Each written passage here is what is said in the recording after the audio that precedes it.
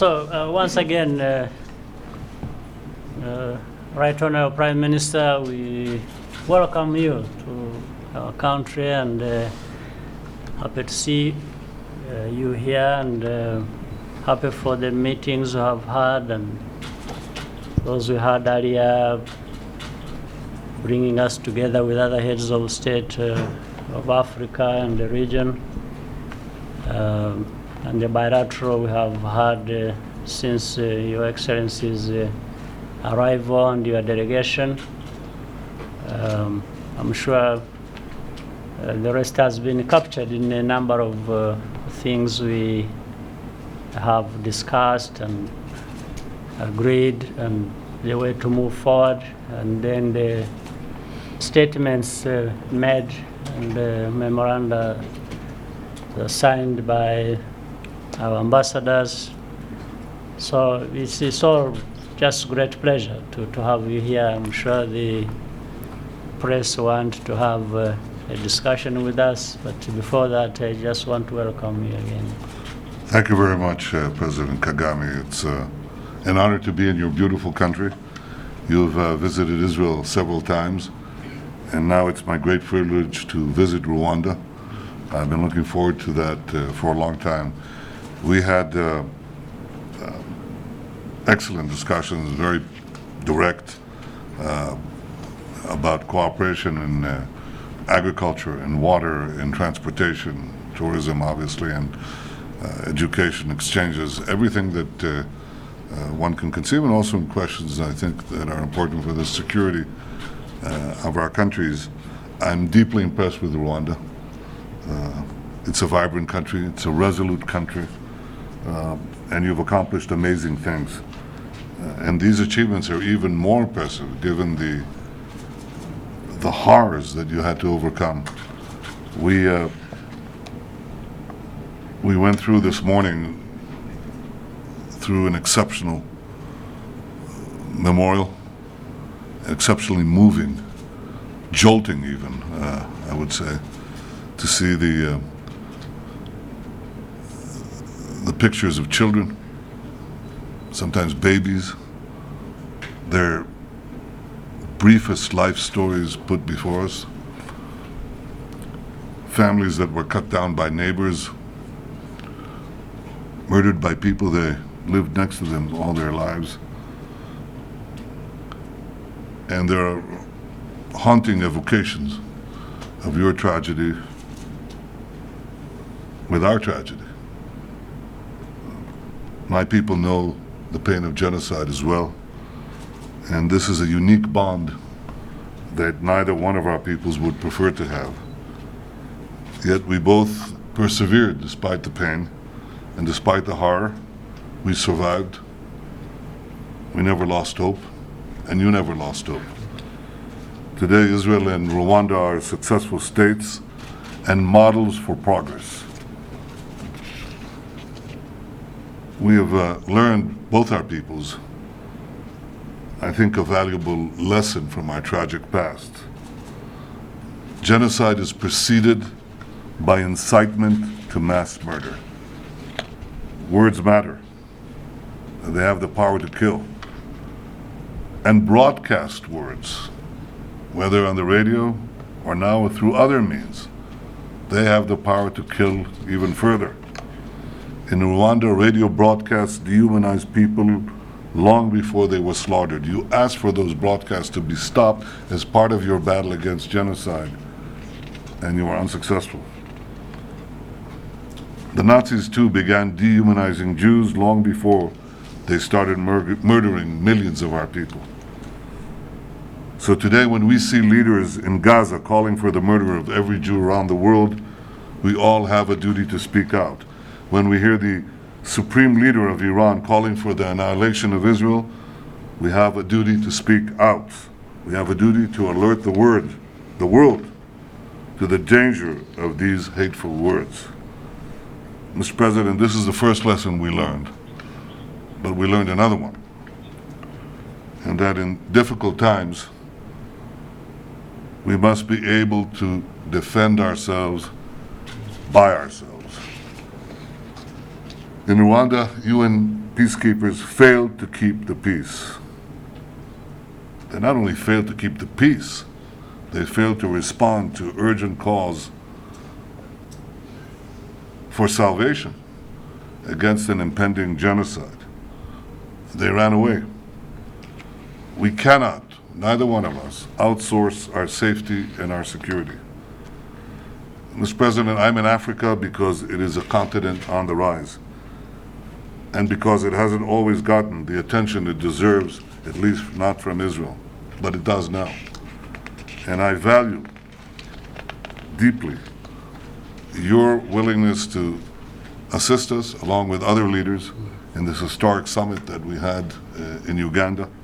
I'm excited about the future of your country, the future of your continent. I was impressed with the construction that has taken place driving from the airport here, and you showed me the place of the worst destruction and the worst, the greatest tragedies that occurred to you right here in Kigali, and you see how speedily you brought life back in. It reminds me very much of our own experience.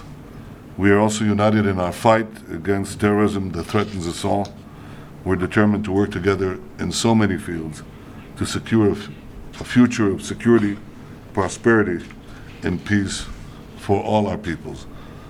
I look forward to deepening our friendship, and I thank you again for your warm hospitality and for your personal friendship. Thank you. Thank you. Thank you. Thank you, Your Excellencies. With your permission, now I'd like to open up the floor to questions from the press. We will be taking 2 questions from Israeli press and 2 questions from Rwandan press. I will begin with the Israeli press. We have Ariel Kahana, who has a question. Hello. Hello.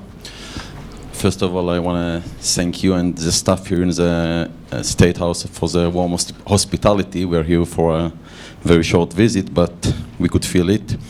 President Kagame, there is critics in the international community and international organizations that Rwanda is not practicing democracy the way it should. What is your response to that? And Prime Minister Netanyahu, if you can reply to the following in Hebrew, ביממה האחרונה ארצות הברית והאיחוד האירופי מותחות ביקורת על ההחלטה שלך לבנות בהתנחלויות בירושלים. מה התגובה שלך לביקורת הזאת? Thank you very much. Good. Well, to begin with, I have my own criticisms against those critics. So we can have a discussion. But even going by the ordinary meaning of democracy, it's about people. It's about their choices. And I think in Rwanda, the Rwanda I know that the Rwanda and the government I have been leading, there is nothing we have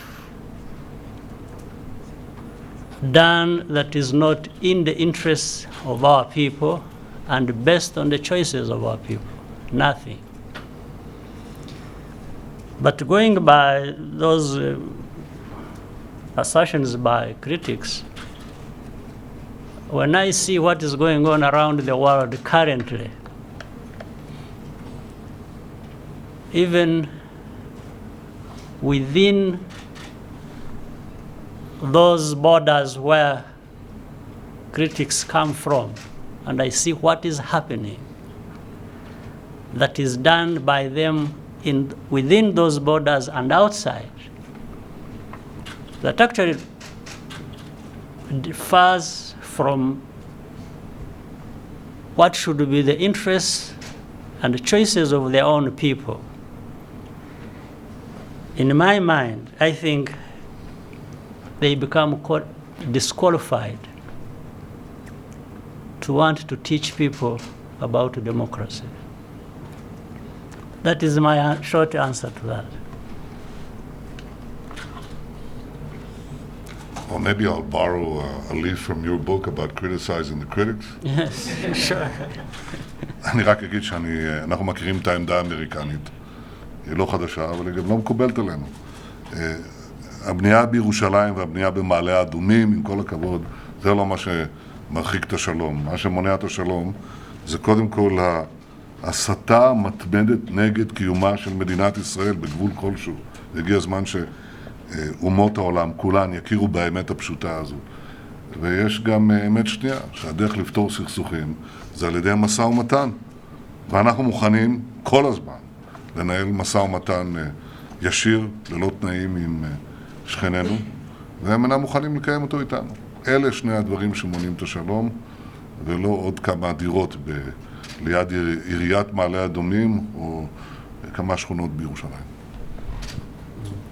And now we have a second question from Amir Tibon.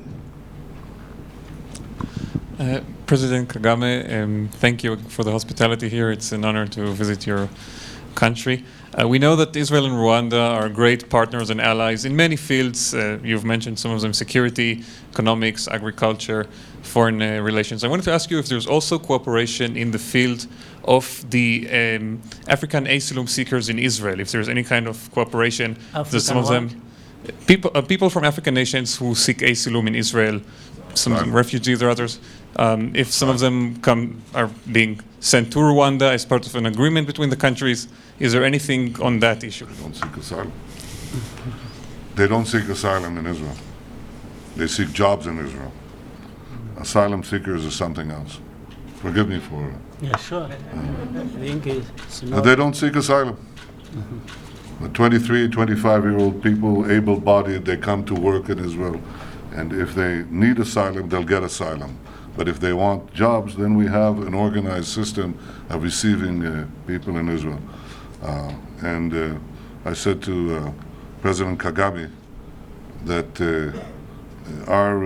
we regulate our borders, but we also bring to the borders, and I think we're the only country in history that has transported black people out of Africa, not to enslave them, but to liberate them. I personally am very proud of the fact that we have a vibrant Jewish community from Ethiopia. Our ambassador hails from that community. I personally supervise every 6 or 8 weeks a ministerial committee to help the integration of our Ethiopian brethren and sisters in Israeli society. So I think that it's very clear that Israel has a clear policy, but it's not a question of asylum for the people that you're talking about. It's a question of illegal immigration for the purpose of jobs to Israel. Now you may answer, Mr. President. My answer is that one, which you have just given, and for any discussion to take place on this subject between Israel and Rwanda, that is not a taboo. We discuss a number of issues, including this one you have asked, and I think the Prime Minister has well explained it. Thank you. Now we'll take 2 questions from Rwandan Press. We'll begin with Flora Kaitesi. Thank you, Your Excellencies. Right Honorable Prime Minister, you've described your trip to Africa as part of a major effort to return to Africa in a big way. I'd like you to shed more light on what this big way means. My second question also goes to both you, the Right Honorable Prime Minister, and Mr. President, of course.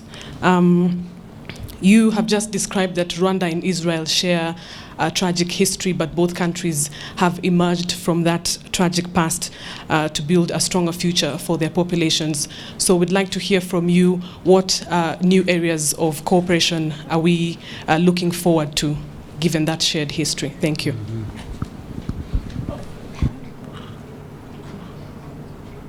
A few days ago, we held a historic summit in Uganda with the leaders of 7 African states. I view that as a beginning. There is a change. There's a wind of change sweeping all of Africa in relation to Israel. I must tell you that it is sweeping the other continents of the world as well. and it mirrors the changes that have taken place in our relations with the great powers of Asia, with countries in our region, with countries in the Eastern Mediterranean, with countries in Latin America. Many countries have discovered that Israel, in a changing world, is an excellent partner to address two issues. One is those who want to take our world back from the promises of the 21st century and impose on it a terrible and primitive barbarism and terror. Israel is a partner in this global battle against terror, both multilaterally but also bilaterally for individual countries. And that's certainly the case, as far as I can see, for just about every country in Africa. And I can tell you that many countries in Africa, some of whom do not have yet an overt relationship with us, understand this and pursue this interest. And I think we can go beyond it to open and normal relations. The second thing that they see is not merely fighting the forces of the past, but seizing the opportunities of tomorrow in every area, because technology is a force that is changing the world and our lives in every area. And Israel is a global hub of technology, whether it's what we have discussed, water, or agriculture, or IT, or cybersecurity. All these areas and many others, every area is amenable to that. And I think that not only government-to-government programs can assist that, but also business-to-business and business-to-government associations can do that. We have excellent Israeli companies. I'd like to see them come to Rwanda and come to the other countries of Africa, because I think they'll do good not only for themselves and for Israel, but also for Africa. I believe that. And on the second question, given the two histories and the tragic histories, if you will, of the state of Israel and our own Rwanda's, we've been informed and shaped to see, to do things in a certain way, but based mainly on the major resource we have, and that is our people. The other resources come after. So the new areas of cooperation we are talking about follow this kind of thinking. It's about building capacities. It's about cooperation in areas that matter to our people, and as we look far ahead into the future. So the areas, you are talking about new areas, but they are not all new. They are areas already in which we have been cooperating and continue to make progress in that cooperation. And there are maybe new areas again as we go forward.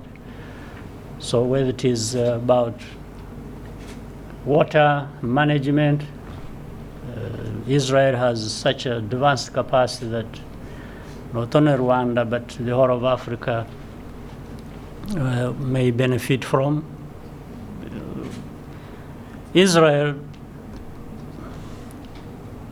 manages scarcity of water resource better than anyone I know in this world. And in fact, for us, the problem is different. In Africa or in Rwanda, we don't lack water. We have no scarcity of water. We have scarcity of knowledge as to how to manage water to our benefit for production in agriculture and productivity and the management of that. I think that's a huge area of cooperation as far as we're concerned. The same thing with agriculture. Israel has made huge advances in areas of technology in agriculture that has multiplied many times productivity better than you see anywhere else. And we are very keen on tapping into this. And Israel has been kind enough to open up for this. And other areas of capacity building, whether it is in infrastructure, in the area of energy and other aspects of infrastructure, in health. And of course, we've started by saying security is the foundation for all this. We cooperate and also we benefit from the kind of cooperation we can have in this area of security. So new areas, but mainly ongoing already activities in areas that I have talked about. Thank you. Now we'll take the final and last question from Collins Moy. Thank you very much, sir. My name is Collins Moy. I write for the New Times Daily. It's a local English daily. My question is on genocide denial. Years after the tragic incidents in the two countries, we continue to see trends of a section of the world that refuses to admit that there was genocide, and probably because of their role in it. So going forward, what are some of the ways of either shared practices, and how can we and bringing on board other players and stakeholders that we can combat genocide denial? Thank you very much. Well, I think the answer is implicit in your question. Against the Holocaust or genocide deniers, we have to tell the truth. Mm-hmm. And it's an ongoing battle. I'm not sure that all of you are familiar with the fact right now that in Tehran a few weeks ago there was a conference, an international competition of cartoons to deny the Holocaust. So this is not a theoretical exercise. There's an attempt to distort history. And one, say that the genocide that took place against our people didn't exist, and second, the false charge that we're committing genocide. So it's a double crime. But I think that the first thing is to tell the truth, what happened. Secondly is to understand that incitement and brainwashing of hatred always precedes mass murder, and that's been the experience of our people, the experience of your people. The third thing is to insist on stopping this virulent propaganda of hate. And the fourth thing, and this is the most important lesson, no one will defend you if you don't defend yourself. Absolutely. They may not even defend you if you can defend yourself. But at the end, what our two peoples have learned, you and the failure of the international community to come to your help, and we in the same lesson exactly, is that we have to have the capacity to defend ourselves by ourselves. This is the most important lesson of the genocide that we have suffered, and I believe that you have suffered. And what I do and what I dedicate my life to is to make sure that we don't have such tragedies in the future.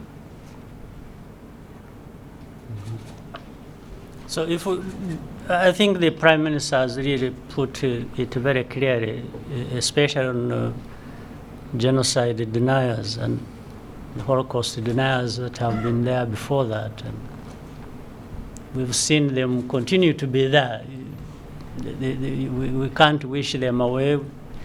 They are there. There will always be such a people. But two things. One is what the Prime Minister has just said. You have to put ways and means in place to make sure that you don't let it just pass. You deal with it up front. But even the better way of dealing with it is as we continue building our own capacities and going ahead and dealing with the deniers. These capacities ensure one most critical, the most important thing, which again the Prime Minister alluded to, is while you may continue having genocide deniers, we cannot afford again to have people who carry out Holocaust or genocide. So we've got to make sure that Holocaust, genocide don't happen again. This is the most critical thing. About deniers, we can keep dealing with them as we go along. We just keep educating them, even though all they need is not education, because they don't deny Holocaust because they don't know the facts of history. It's because just of being on the wrong side of things, and later on, maybe some of the deniers are actually perpetrators in the first place. So all we do is to make sure that nothing like this happens or ever happens again. Well, I can't say ever happens again anywhere else because we don't have the power to deal with that. But we have the power to make sure it never happens again in our own countries and to our own people. So that's all I can add.